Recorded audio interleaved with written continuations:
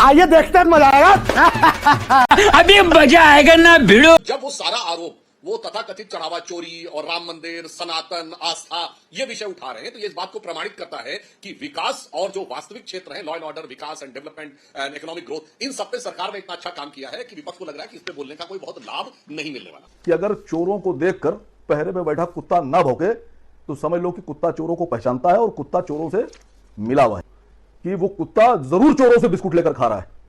और फिर एक बात बोल दूं आपसे, ये जो वक्फ बोर्ड का आप मुद्दा लेकर आए हैं, ये सीधा सीधा सा राम मंदिर के मुद्दे को दबाने के लिए है। योगी जी का एक भाषण है, योगी जी कहने लगे राम मंदिर पे बोलने वाले लोग वक्फ बोर्ड के डकैती पे क्यों नहीं बोलते, जमीनें बेच दी गई। तो सर, राम मंदिर का जो चोरी हुई है, डकैती हुई है, वो आपकी हुकूमत में हुई है। A few moments later. मालिक वो देखो, वो देखो। सुधांशु त्रिवेदी जी, बार बार यह माना जा रहा था कि उत्तर प्रदेश की सरकार विकास पर बात करेगी, लेकिन जैसे जैसे समाजवादी पार्टी और कांग्रेस पार्टी ने राम नाम जपना शुरू किया, पिछले 5 दिन से हम देख रहे हैं कि योगी आदित्यनाथ बार बार कब्रिस्तान, वक्फ और मुसलमानों का जिक्र करना शुरू कर चुके हैं। और विपक्ष को खास करके मुस्लिम को सपोर्ट करने वाले, एक तरीके से, या कब्रिस्तान की राजनीति करने वाले करार दे रहे हैं। जिस प्रकार के आपने जो साहिल की बात कही, बड़ी तर्क संगत और तथ्यात्मक बात है। आरोप लगाने का प्राइमरी काम विपक्ष का होता है। क्या बोला तूने? तो अब यह तय होता कि विपक्ष कौन से आरोप लगा रहा है, सरकार उसके अनुसार जवाब देगी। क्या विपक्ष ने आज तक, हमारी इस विधानसभा कार्यकाल पूरा होने जा रहा हो, पिछली विधानसभा, बहुत बोल रहे हैं अखिलेश जी, ये महंगाई है, बेरोजगारी है, फलाना है, ढिमाका है, वो क्या फैक्ट अलग बात, एक बार महंगाई को लेकर कोई प्रस्ताव लाए हों कि चर्चा होनी चाहिए तो बताइए। एक बार उत्तर प्रदेश की आर्थिक स्थिति की समीक्षा के लिए इन 11 वर्षों में विपक्ष से एक प्रस्ताव आया हो तो बताइए। कोई चर्चा के लिए लाए नहीं। अब आइए, पब्लिक डिस्कोर्स में कभी इस विषय को उन्होंने आरोप लगाया हो तो बताइए। तो जब वो सारा आरोप वो तथाकथित चढ़ावा चोरी और राम मंदिर, सनातन, आस्था ये विषय उठा रहे हैं, तो ये इस बात को प्रमाणित करता है कि विकास और जो वास्तविक क्षेत्र है, लॉ एंड ऑर्डर, विकास and development and economic growth, इन सब पे सरकार ने इतना अच्छा काम किया है कि विपक्ष को लग रहा है कि इस पे बोलने का कोई बहुत लाभ नहीं मिलने वाला। मस्त जोक मारा रे, ये हंस रहे हलकट हंस। पहली बात। दूसरी बात, जिस विषय के ऊपर वो बोल रहे हैं कि आपको लग रहा है कि योगी जी हिंदू मुसलमान कर रहे हैं, यहां पे मैं थोड़ा सा परिवर्तन करूंगा आपकी बात में। हम हिंदू मुसलमान नहीं कर रहे हैं, हम ये बता रहे हैं कि वो सिर्फ अपराधी, आतंकवादी, लुटेरे और अत्याचारी मुसलमानों के साथ खड़े हैं। कौन? कट्टरपंथी, अपराधी, आतंकवादी और इतिहास में जो घोषित लुटेरे हैं, सिर्फ उनके साथ खड़े होते हैं। ये गड़बड़ है बाबा। असीम बखार जी, आप बता दीजिएगा, आप सच बता दीजिएगा, आपको यह तस्वीरें देखकर क्या लगता है? क्योंकि एआईएमआईएम हमेशा कहता है कि देखिए, मुसलमानों का वोट बैंक समझकर सेक्युलर पार्टियां चलती है, कांग्रेस हो या समाजवादी पार्टी, और अब चुनाव के पहले ये सॉफ्ट हिंदू। तो आपको क्या लगता है ये तस्वीरें देखकर? नहीं, मुझे देखकर कुछ नहीं लगता है। मुझे देख के सिर्फ इतना लगता है कि आप लोग काम पे लगा दिए गए, क्योंकि राम मंदिर से जो चंदा पे डकैती पड़ी थी, उस डकैती को लेकर पूरे विपक्ष ने, पूरे देश ने, पूरे हिंदू धर्म ने, पूरे सनातनियों ने जो जवाब तलब किया है भारतीय जनता पार्टी की स्टेट और केंद्र सरकार से, उससे आप लोग डर गए। गजब बेइज्जती है। और अब उसको कैसे खत्म किया जाए, कैसे लोगों की भावनाओं को बदला जाए, तो वक्फ बोर्ड ले आओ, बाकी और मुद्दे ले आओ। तो मुझे तो लगता है कि सबसे पहले तो इस बात का जवाब देना होगा जो अटल बिहारी वाजपेयी का एक लोकसभा का बयान है कि अगर चोरों को देखकर पहरे में बैठा कुत्ता ना भौंके तो समझ लो कि कुत्ता चोरों को पहचानता है और कुत्ता चोरों से मिला हुआ है। पकड़े हैं। आगे 2 लाइनें मैं बोले दे रहा हूं कि वो कुत्ता जरूर चोरों से बिस्कुट लेकर खा रहा है। बात को समझ गए आप? ये पूर्व प्रधानमंत्री भारतीय जनता पार्टी के बहुत बड़े नेता का बयान है, मेरा नहीं है। आप लोगों ने आज तक हिसाब नहीं दिया। और मैं न समाजवादी पार्टी का प्रवक्ता हूं, न कांग्रेस पार्टी का हूं, न बीजेपी का हूं, न किसी दल का हूं। मैं देश का प्रवक्ता हूं। अब देश सवाल ये पूछ रहा है कि ये वही शंकराचार्य जी हैं। अभी बहुत पुरानी बात नहीं है, अभी बहुत पुरानी बात नहीं है यही शंकराचार्य जी समाजवादी पार्टी को नमाजवादी पार्टी बोल रहे थे और बहुत नाराज रहते थे अगर कोई सवाल पूछ लेता था उनसे कि वो नमाजवादी पार्टी। यही नहीं, अभी और सुनिए। तो मैं खाली इतना पूछ रहा हूं कि एकदम से ऐसा तो है नहीं कि जो 6 महीने पहले समाजवादी को नमाजवादी पार्टी कह रहा था और मुसलमानों के विरोध की बात कर रहा था, वो उसका मन तो एकदम से बदलेगा नहीं। असीम वकार जी, आप तो राजनीति जानते हैं, आप भी तो राजनीतिक पार्टी तीसरी बात है, आप भी राजनीतिक पार्टी के साथ जुड़े हुए हैं, आप भी तो देख रहे हैं। आपने कहा अभी मुक्तेश्वरानंद के बारे में कि उनका मिजाज थोड़ा सा बदल गया है।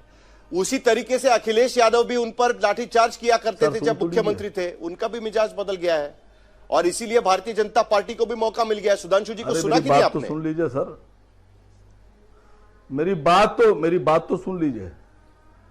बात समाजवादी पार्टी और अखिलेश यादव जी की नहीं हो रही है, बात हो रही है उसूलों की। शाबाश। और फिर एक बात बोल दूं आपसे, ये जो वक्फ बोर्ड का आप मुद्दा लेकर आए हैं, ये सीधा सा राम मंदिर के मुद्दे को दबाने के लिए है, ठीक। और बहुत जनरल सी बात बोल रहा हूं, आप 2 नहीं 4 लाके गैर मुसलमान इसमें घुसड़ दो, आज नहीं कल तो सरकार पलटेगी, कल नहीं परसों पलटेगी।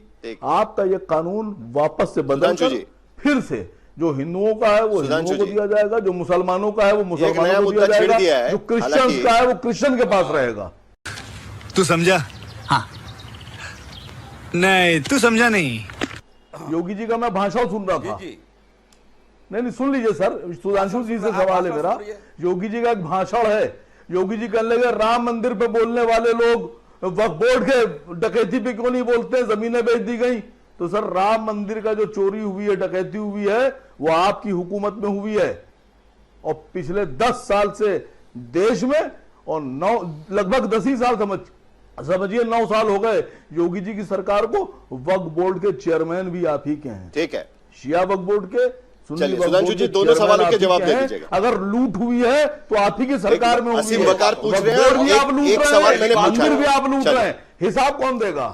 अरे हम तो फकीर आदमी हैं।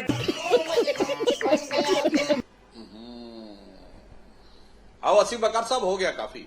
देखिए असीम वकार जी ने जो बोला था, मैं उन्हीं की पॉइंट बाय पॉइंट उत्तर देता हूं। उन्होंने कहा बिस्कुट आता है किसी के पास, तो ये असीम वकार साहब क्या आप उन लोगों के लिए कह रहे हैं जिसके पास विदेश से बिस्किट आता है? उन लोगों की तरफ तो इशारा नहीं है आपका जिनके FCRA का आता था और वो बिस्किट खाने के बाद हिसाब ही नहीं देते थे कि बिस्किट आया कहां से और बिस्किट खर्च किसके ऊपर हो गया। केवल इतना सवाल पूछा गया था कि भाई जो ये सीमा पार से बिस्किट आ रहा है ये बता तो दो कहां से आया है।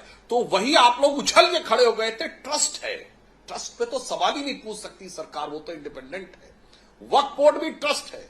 और क्या गजब का आप लोगों ने पावर दे रखी थी कि अगर वो कह दे कि जमीन हमारी है तो जमीन का कागजात दिखाना ही नहीं है वक्फ बाय यूजर।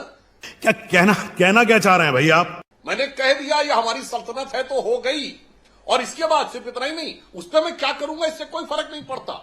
2013 का वक्फ बोर्ड से आते आते 2014 तक 22 लाख एकड़ जमीन ऐड हो जाती है और क्या कहा जाता है, वो तो मुस्लिम समाज ने दान दी है। यानी जो समाज 22 लाख एकड़ जमीन दान दे सकता है वो कहता है कि साहब हमारी स्थिति तो बतौर सच्चर कमीशन SC/ST के बराबर है। बार बार झूठ बोलो। बिहार चुनाव 2025 बीजेपी के ऑफिशियल हैंडल से ट्वीट किया गया था जिसके बारे में राष्ट्रीय जनता दल और कांग्रेस पार्टी को कहा था कि मुस्लिम लेबल्ड एज इन्फ्लिटेटर्स उनको सपोर्ट कर रहे हैं, ये उनके बारे में कहा गया था। हेमंत बिश्व शर्मा बिहार के इलेक्शन में एक बार फिर वही कह रहे थे, राम मंदिर का मुद्दा और उसके साथ साथ मुस्लिम घुसपैठियों का मुद्दा। झारखंड के चुनाव में हेमंत बिश्व शर्मा एक बार फिर वही सवाल उठा रहे थे। लेकिन अभय दुबे, इसी बात को लेकर मुझे आपसे सवाल है, क्योंकि भारतीय जनता पार्टी कह रही है कि अगर आप सही मुद्दे उठाते विकास को लेकर, उत्तर प्रदेश में कानून व्यवस्था को लेकर, तो उस पर चर्चा होती।